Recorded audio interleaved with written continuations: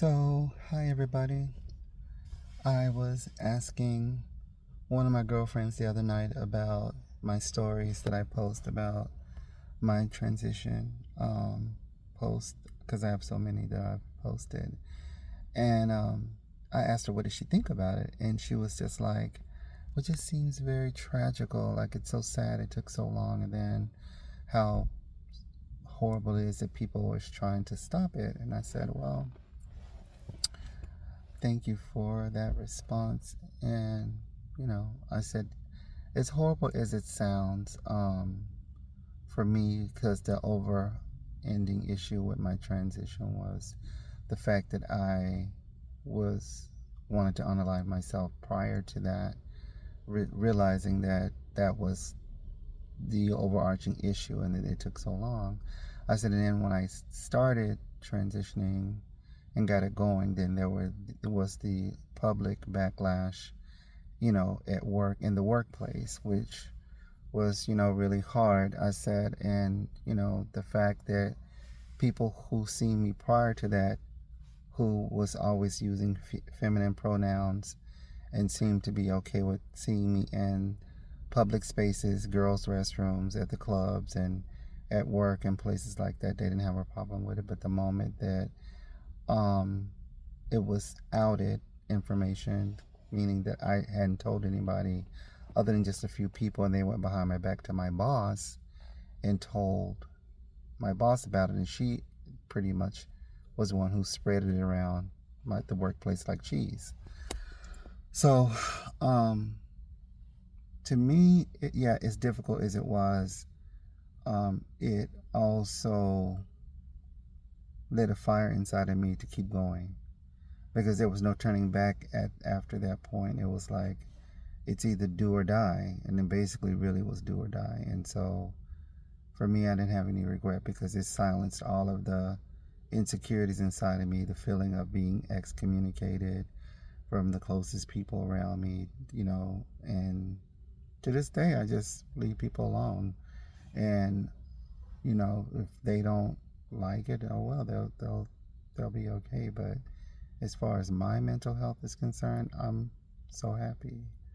And that nobody stopped me. It took a long time, and it shouldn't have taken that long, but it's just because so many people were in the midst of trying to have an opinion about something that didn't have anything to do with them. And the fact that so many people were saying things to me about my body, you know, my body shape, my body looks, the way my face looks. It's like, you didn't like me to begin with. So if that's the way you felt about me now that it's out in the open, you probably felt that way about me from the beginning. So it's like, you just have to kind of grow some extra thick skin and don't let what people say about you stop you from, I don't know, my hair looks weird. Why is that doing that? Okay, that's better. Um, Let people dictate to you about how you should feel about yourself and stuff like that. Because when you hear the outside noise, it's just people talking. They don't give a damn if you live or die. They don't care if you have food on the table. They don't care if you have a roof over your head. All they want to do is, create conflict and chaos. As long as it's not happening to them, not happening to their children, or happening to their boyfriend or their girlfriend or them, they could give to a rat's ass about what's going on with you. And a lot of it is just, displaced anger and hatred and rage. Some people just don't have anything else in life to do but create and sow chaos. So that's what they do. But how I responded to it and how I handled it was with a lot of tears at that time, because I was crying almost every day because people were insulting me every day. It was insults, insults, insults. Even though I was, having a lot of fun, meeting a lot of guys, dating a lot. Oh my God, so many guys. And the fact that there was people jealous and just being ridiculous.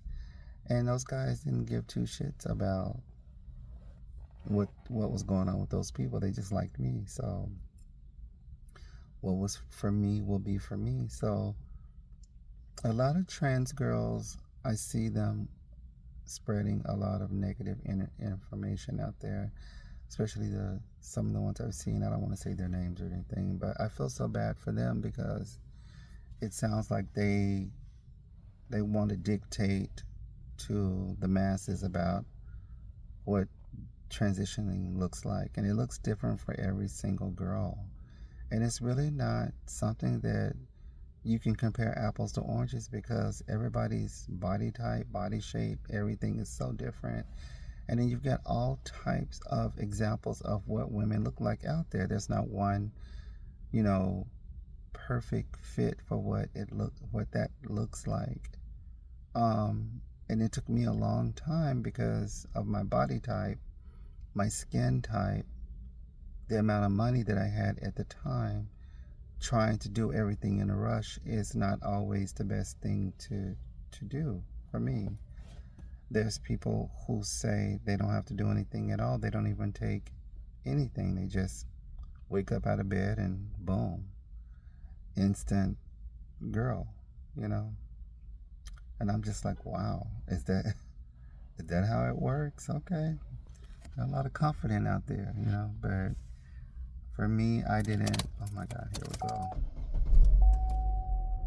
Hold on. I'm trying to make sure I didn't want to leave my car going too long, but hold on, let me turn the car off because now I can't hear. It's just rather interesting. A lot of girls' feeds have been coming up on my Instagram, and they got a lot to say about everybody else. And I don't know. I just go about my life. I don't think about them girls too much. I see them ranting and raving and foaming at the mouth. I'm like, my God, it's not that serious. When you're working on yourself, and that should be for any human being, unless you're just seeking attention from other people, what you do in your personal life is about you. You know, like it's not about anybody else. And if you're wanting that attention from other people, then just say, hey, I need attention from people, so I'm just going to say anything off the cuff that might be offensive so I can get, you know, eyes on me, views, clicks, likes, or whatever. But the information that you're giving actually sounds like something that would be for somebody who's detransitioning. And I think for me, there was no internet around back then, and thank God, because there was just too much stuff out there that was just so toxic and crazy.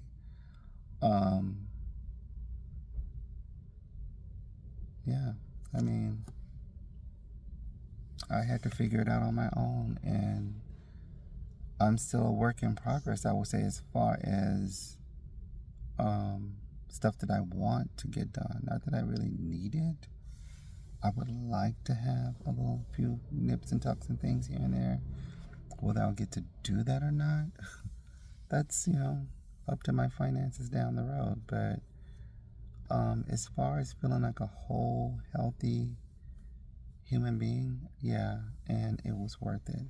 And if I had such a horrible transition and it took that long, to be honest with you, if I had to do it all over again, I will walk through that fire all over again. I'll walk through that hell twice, times 10, to be where I am sitting right now. Because with the exception of just a handful of people who, you know, are in my life, you know, here and there, other than that, it's, you know, it's all good, because I'm not out in the world up in people's faces trying to force something down their throat that they don't really want to hear. And what their thoughts or what their religious beliefs don't have nothing to do with me, because they're not the one who's having a dysphoria. They're not the one who was feeling suicidal. It was only within myself and me, myself, and I. So Why would I be basing everything that's happening to me on someone else's thinking patterns and their thought patterns and their rages and their fits and foaming at the mouth? Because it doesn't have anything to do with them at all. It's all about how to heal yourself and heal you as the way you are visualizing yourself. And it's not something that you just woke up one day and decided. It's something that was always there from day one, and you don't know any other way to exist but the way you are. And the fact that you know that there's something that is off within yourself and that is pissing people off all around you. And I'm talking about from a very, very, very young age, just barely out of Pampers. That's when you know for sure that you might have a dysphoria, or you might be just non-gender conforming, as they call it. It could be a series of things. It could be all of the above. But it's something that you yourself have to figure out, and your parent that is in your life at the time, if you have one. And if not, then you're just left up to trying to figure it out. Thank God for technology now, because kids can figure it out a lot sooner than later. But I don't know. I just kind of wanted to piggyback on that. Like, I just was thinking about it like, wow, I'm, lucky to have figured it out before I, took all those pills or whatever. Like, I am so grateful to God I didn't do that. Because it's not that I'm trying to look like any other person other than probably my mom, which I feel like I look more like her now than, I did back then, even more so now because she's no longer here. But I'm grateful that I figured it out, and I hope these other young people figure out their lives and they're able to move a lot easier in the world down the road, because it looks like with all those anti-trans bills, it's going to be tough as it is. But backbiting and lashing out to your sisters is not going to help you with all this coming down the pipelines for, any of us, all of us. We're all in the crosshairs of, a government that is trying to go in another direction. And, we could possibly all be losing our freedom. So just something for you guys to munch on as you figure things out for yourself. I pray that you all get to experience what it's like to have, figure shit out for yourselves. Have a healthy mental health. Take care of your mental health, and don't allow other people's opinions, thought patterns, their hate bills or whatever stop you. You just have to keep going and leave people alone. You don't have to fight with people, argue with people, unless you just want to. If that's what you get off and that you're just doing it for clickbait, then maybe that's what it's all about for you. But for me, I see it, but I'm like, I don't get it, because it's really not about other people. It's about you and fixing yourself and helping yourself get in a healthy mental space where you can exist in the world the way you see yourself. And I don't know about all of the other stuff, because waking up out of bed and saying I don't need to do anything or whatever, that's some whole other shit. I don't know what all that is. I wish it was that simple for me, but that was not the case when you're, in a body that it's really foreign to you. In so many ways, you have no idea. So I know that there's non-binary and other binary, so even with you guys, try to not fight with people about your existence on the planet. They don't pay your bills. They're not doing anything to put food on your table, not giving you your beauty treatments or anything like that, or whatever it is that you want for yourself, your clothes or anything, nothing, plastic surgery, whatever it is that you desire or don't desire. If you just roll out of bed and want to feel happy about appearing and feeling or whatever it is that you do in your daily life, then roll with it. But I don't see the point of fighting with other people within our bubble is going to help anything. But I do see you. I'm confused like one of those dogs with their heads twisted because I don't get it. But it's so interesting. I have so much I want to continue to talk about in my situation. I just think it's falling on deaf ears because it doesn't. I hope it, in a sense, I hope it reaches somewhere on the planet, because this planet is huge and we're everywhere. So I'm hoping what I talk about in my post helps someone else have it easier than what I did, because mine took a long time. But thank God I made it and I'm okay. Like, I thank God, even if I'm not here much longer on this planet, I was able to figure it out. And thank God. That's, I think, the most important thing. Finding peace within yourself and being able to wake up and love yourself is the most important thing. And I thank God every day for that. So I hope this helps. All right. Like, share, follow. I'm on YouTube, Instagram, Facebook.